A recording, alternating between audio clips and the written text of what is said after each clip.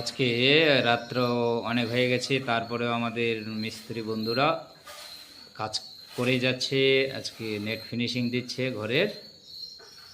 তো সকাল থেকেই শুরু করেছে, আজকে রাত্র প্রায় 10টার কাছাকাছি হয়ে যাচ্ছে, তারপরেও কাজ শেষ হচ্ছে না। কাজ করেই চলেছে। এই পরপর 3জন মিস্ত্রি।